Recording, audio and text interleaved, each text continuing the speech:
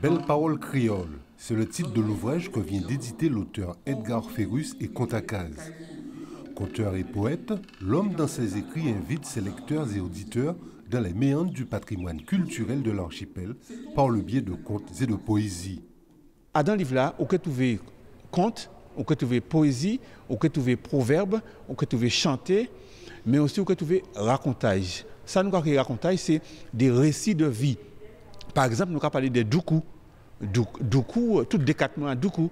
Nous avons parlé de la vie à la campagne. Vie à la campagne et vie en ville. À part même vie là, quand moun te fait à la campagne, à dans vie à yo, ni quelque temps. L'ouvrage aborde également une série de pratiques de jeux traditionnels, mais aussi leurs bienfaits dans le développement physique, intellectuel et culturel de l'enfant. Des éléments d'une incontestable richesse patrimoniale, de véritables liens intergénérationnels.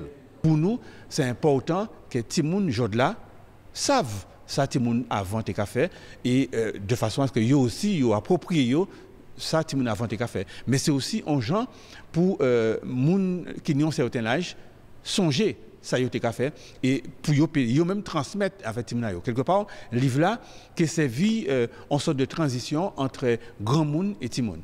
Les 2 volumes de ces ouvrages sont accompagnés d'un coffret de CD, des outils ludiques et pédagogiques d'un abord plutôt facile, écrit et dit en créole ou français, mais accessible à tous.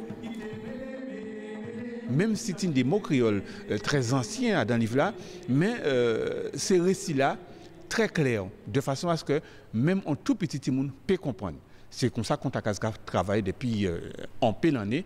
Nous pas fait forcément des récits, des racontages qui sont longs, mais ils sont clairs, ils sont parler en langage simple, en langage simplifié, de façon à ce que qui petit monde, qui grand monde comprennent parfaitement.